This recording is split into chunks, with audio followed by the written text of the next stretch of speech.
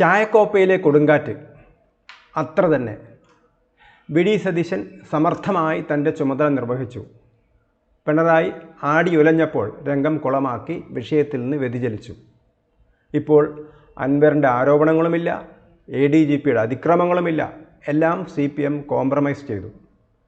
പിണറായി വീട്ടിൽ നിന്ന് വന്ന് നേരെ മുഖ്യമന്ത്രി ആയതല്ലോ എന്ന് ചോദിച്ച അൻവറിനോട് TP ചന്ദ്രശേഖരനോട് തോന്നിയ ദേഷ്യമൊന്നും പിണറായിക്ക് തോന്നിയില്ല. അൻവറിന് ഇനിയും പറയാനുണ്ടെന്ന് പിണറായിക്കറിയാം. അൻവറിന് നഷ്ടപ്പെടാൻ ഒരുപാടുണ്ടെന്നും പിണറായിക്കറിയാം.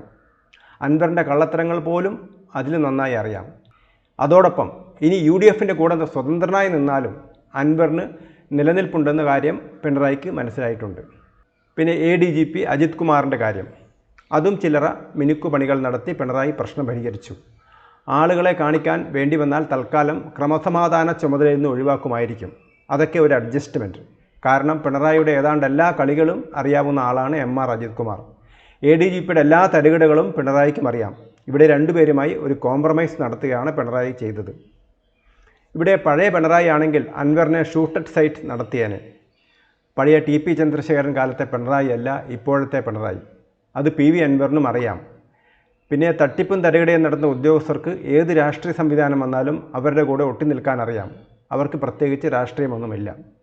ഇവിടെയാണ് വി.ഡി. സതീശന് അവാർഡ് കൊടുക്കേണ്ടത്. എത്ര ഗൗരവതരമായ വിഷയങ്ങളാണ് PV അൻവർ ഉപയോഗിച്ചത്.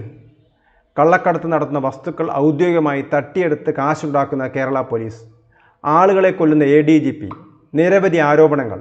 അൻവർ ആണെങ്കിൽ എല്ലാവിധ തട്ടിപ്പുകളുടെ ആശാനം. ഭരണകക്ഷി MLA ആയത് കാരണം റവന്യൂ എന്നല്ല ഒരു സർക്കാർ വകുപ്പും അദ്ദേഹത്തിനെതിരെ നീങ്ങില്ല. എല്ലാം ഒരു ദിവസം കൊണ്ട് ഇല്ലാതായി. അതാണ് സതീശൻ. ഏത് പാർട്ടിയുമായും അഡ്ജസ്റ്റ്മെൻറ്റ്. നിയമസഭയിൽ കയറി മുഖ്യമന്ത്രിക്കെതിരെ തുരുതുരാ വിമർശനം. പുറത്തെത്തിയാൽ സ്വന്തക്കാരൻ. പ്രതിസന്ധികളിൽ നിന്നൊക്കെ CPMനെയും സർക്കാരിനെയും രക്ഷിക്കുന്നതും സതീശൻ. ADGP RSS നേതാവിനെ കണ്ടു എന്ന് പറയുന്ന സതീശൻ തന്നെ നേരിട്ട് RSS നേതാക്കളെ പോയി കണ്ടിട്ടുണ്ട്. ഗുരുജി ഗോൾവാൾക്കറുടെ ഫോട്ടോയ്ക്ക് മുമ്പിൽ നമിച്ചിട്ടുണ്ട്. അതൊക്കെ സതീശൻ ചെയ്യും. ഇനി ഗോവിന്ദൻ ഇടയ്ക്കിടെ മുരളും. അനുസരണക്കേട് കാട്ടുന്നത് പോലെ തോന്നിക്കും. നമ്മുടെ K. സുധാകരൻ വീട്ടിലെ പട്ടിയോട് കാണിക്കുന്നത് കണ്ടില്ലേ? ആദ്യമൊക്കെ പട്ടി അനുസരണക്കേട് കാണിച്ച് അല്പം വികൃതിയൊക്കെ കാട്ടും. പിന്നെ K. സുധാകരൻ കർശനമായി പറഞ്ഞാൽ പട്ടി വാല് ചുരുട്ടി പഞ്ചപുച്ച മടക്കി നിൽക്കും.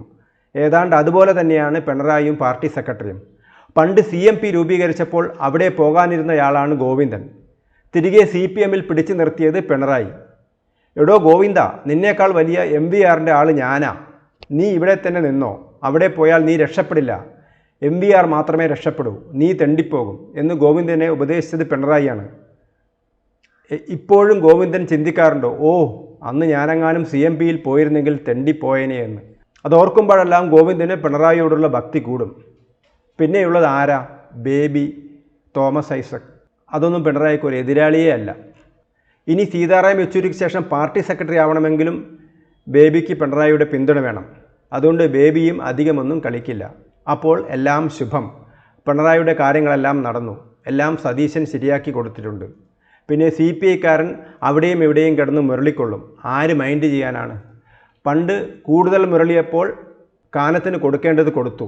പുള്ളിക്കും തൃപ്തിയായി. ഇനി ബിനോയ് വിശ്വത്തിനും കിട്ടേണ്ടത് കിട്ടിയാൽ അനങ്ങാതിരുന്നോളും. എല്ലാം ഓക്കെ.